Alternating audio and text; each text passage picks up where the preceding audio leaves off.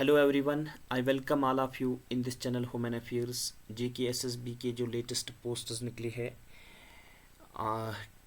12th basis पे laboratory attendant, तो उसके अंदर जितने भी जनरल अवेयरनेस के टॉपिक्स है उनको हम डिस्कस करेंगे। तो आज हम देखने की कोशिश करेंगे यूनाइटेड नेशन ऑर्गेनाइजेशन, जो कि इंटरनेशनल ऑर्गेनाइजेशंस बहुत ही इम्पॉर्टेंट टॉपिक है। उनमें से आज हम डिस्कस करेंगे यूनाइटेड नेशन ऑर्गेनाइजेशन के प्रीवियस ईयर क्वेश्चंस। तो number 1 question, when was the United Nation officially established? United Nation organisation को ऑफिशियली कब एस्टैब्लिश किया है? 1945। Let me explain it. देखो, जब वर्ल्ड वार फर्स्ट हो गया, इसके बाद वर्ल्ड वार सेकंड हो गया। इस वर्ल्ड वार फर्स्ट के बाद आलमी सतह पे एक एग्रीमेंट हुआ है और एक ऑर्गेनाइजेशन बनाई गई है और इसको नाम कहते हैं ब्रेटन वुड्स एग्रीमेंट। इस ब्रेटन वुड्स एग्रीमेंट ने बहुत कोशिश की वर्ल्ड वार को बचाने के लिए, लेकिन नहीं बचा पाई, इसीलिए वर्ल्ड वार सेकंड हुआ है। तो हम कह सकते हैं कि ब्रेटन वुड्स एग्रीमेंट कहीं ना कहीं फेल हो गई है वर्ल्ड वार को रोकने के लिए, इसीलिए वर्ल्ड वार सेकंड में क्या हो गया है, वर्ल्ड वार सेकंड के बाद यूनाइटेड नेशन ऑर्गेनाइजेशन बनाया गया है, जिसका मुद्दा मकसद है कि दुनिया के अंदर पीस कायम करना। इस यूनाइटेड नेशन ऑर्गेनाइजेशन का एस्टैब्लिशमेंट कब हुआ? जब 1945 के बाद वर्ल्ड वार सेकंड ख़त्म हो गया। आपको याद दिलाऊं मैं, वर्ल्ड वार सेकंड जो है 1939 से लेके 1945 तक हो गया। तो अंतिम में इस यूनाइटेड नेशन ऑर्गेनाइजेशन की फॉर्मेशन हो गई। Number next, wire is the head quarter of United Nations located? देखो, यूनाइटेड नेशन ऑर्गेनाइजेशन जो है ना, इस यूनाइटेड नेशन ऑर्गेनाइजेशन का हेड क्वार्टर जो है वो किधर है? तो वो है न्यूयॉर्क, USA के अंदर।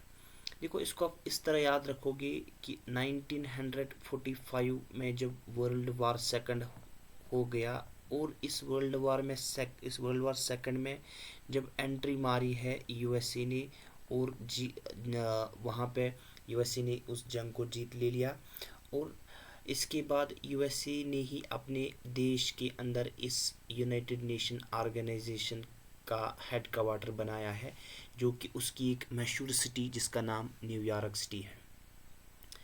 Number next, which document serves as the foundational treaty of United Nations? देखो, यूनाइटेड नेशंस ऑर्गेनाइजेशन एक ग्लोबल ऑर्गेनाइजेशन है आलमी सतह पे। इस ऑर्गेनाइजेशन के कोई सबूत है ना जहाँ पे बहुत सारे ममालिक आके ये एग्रीमेंट करेंगे कि हम आलमी सतह पे पीस कायम करेंगे? तो कौन सा सबूत है जिसमें ये हम बता सकते हैं कि दुनिया के ममालिकों ने इस बात पे एग्रीमेंट किया है, मायदा किया है कि वो इंटरनेशनली पीस कायम करे? तो उस डॉक्यूमेंट का नाम है यूनाइटेड नेशन चार्टर। ठीक है। नंबर नेक्स्ट, अगर हम बात करेंगे, how many official languages does United nation have?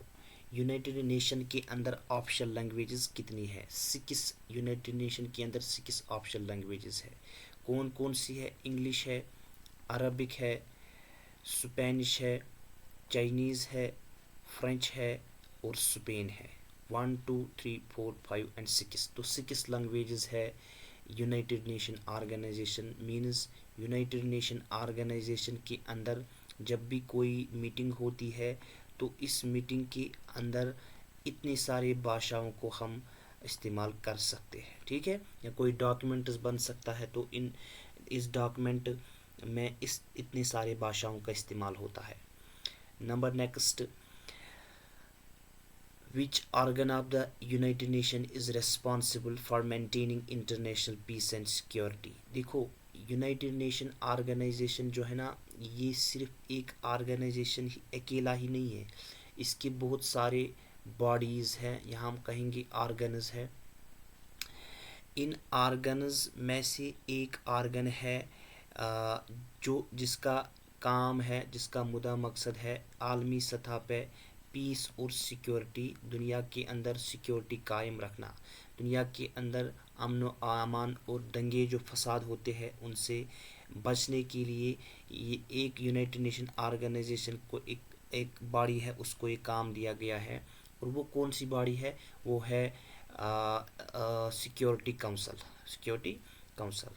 तो यहाँ पर security council, right.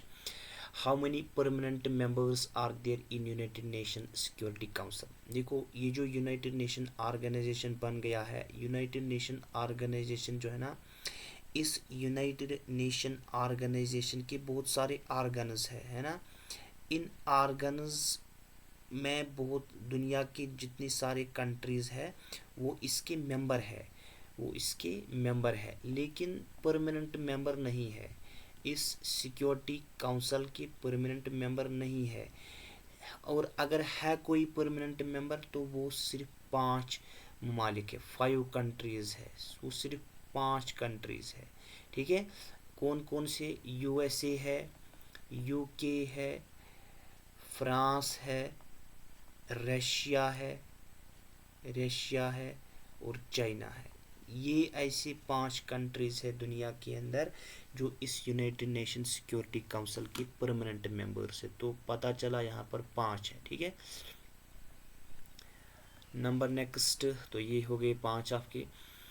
Which United Nation agency is responsible for promoting international peace public health? कहते हैं कि कौन सा यूनाइटेड नेशन की कौन सी एजेंसी है।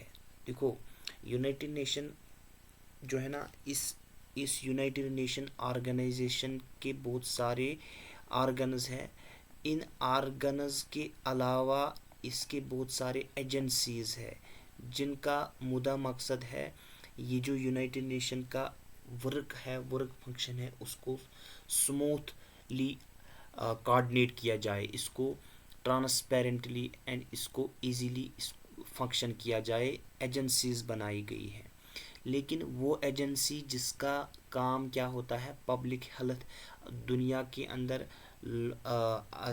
पब्लिक हेल्थ प्रमोट करे, वो किसकी जिम्मेदारी है? वो है वर्ल्ड हेल्थ ऑर्गेनाइजेशन की। हमने देखा है ना कि अभी कोरोना जो हुआ, कोरोना के अंदर इसी वर्ल्ड हेल्थ ऑर्गेनाइजेशन ने डिक्लेयर किया है कि ये एक पेंडेमिक डिजीज है। इसी ने डिक्लेयर किया है कि अब हमें लॉकडाउन करना चाहिए, ठीक है, ताकि पब्लिक हेल्थ जो है ना वो बिल्कुल मुतासिर ना हो, ठीक है। This is World Health Organisation. Number 8 question, who was the first secretary general of United Nations? बिल्कुल, जिस यूनाइटेड नेशंस की हम बात करते हैं, इस यूनाइटेड नेशंस का सबसे पहला जनरल सेक्रेटरी कौन है? ये जनरल सेक्रेटरी क्या होता है? देखो यूनाइटेड नेशंस के बहुत सारे ऑर्गन्स है, हर एक ऑर्गन का अपना अपना क्या होता है, हर एक ऑर्गन का अपना सेक्रेटरी होता है, और इस सेक्रेटरी के ऊपर एक जनरल सेक्रेटरी होता है। मीन्स ये एक ऑर्गन है तो दूसरे ऑर्गन का और कोई सेक्रेटरी होगा, सेक्रेटरी होगा। ये सेक्रेटरी 1 है, ये सेक्रेटरी 2 है। इन दोनों सेक्रेटरीज का एक हेड होता है, इसको कहते हैं जनरल सेक्रेटरी। और ये जनरल सेक्रेटरी यूनाइटेड नेशंस का पहला कौन था? वो है ट्राइवी लाई। ये सबसे पहला यूनाइटेड नेशंस का जनरल सेक्रेटरी है। इसको हम कह सकते हैं chief executive. This is an chief executive या चीफ एडमिनिस्ट्रेटिव। एडमिनिस्ट्रेशन करने वाला सबसे ऊपर यही है, जिसका नाम है जनरल सेक्रेटरी, और पहला था ट्राइवी लाई। नंबर नेक्स्ट हम देखेंगे, ये है रहा आपका, which united body elects the non permanent members of Security Council? ये सिक्योरिटी काउंसिल है ना, ये सिक्योरिटी काउंसिल भी एक ऑर्गन है यूनाइटेड नेशन ऑर्गेनाइजेशन का। इस सिक्योरिटी काउंसिल के लिए बहुत दुनिया की जितनी सारी कंट्रीज़ है वो मेंबर बन सकती है, लेकिन वो नॉन परमानेंट मेंबर्स है, नॉन परमानेंट मेंबर्स है। इन नॉन परमानेंट मेंबर्स जो है ना, इन नॉन परमानेंट मेंबर्स को इलेक्ट कौन करते हैं? ऐसा नहीं है कि वो जिस दिन चाहे उस दिन आ सकते हैं। ये इनकी चाहत, इनका होना कौन डिसाइड करता है?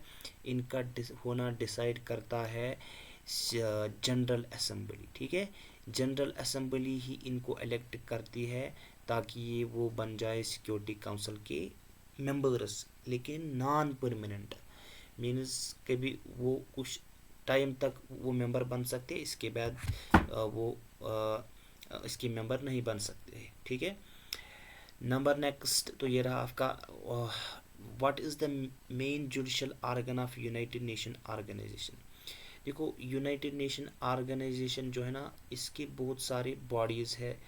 एक है ये एक है इंटरनेशनल कोर्ट ऑफ जस्टिस, अभी हमने बताया है सिक्योरिटी काउंसिल है ना, अभी हमने बताया है ट्रस्टशिप काउंसिल है।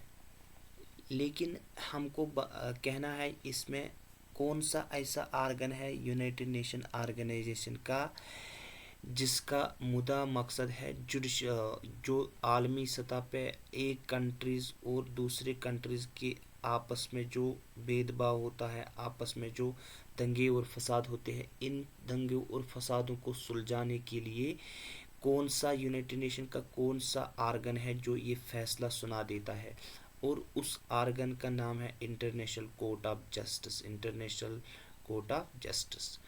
तो this was all about the United Nation Organization. आपको कैसी लगा? Let me write that in the comment box. Thank you, God bless you.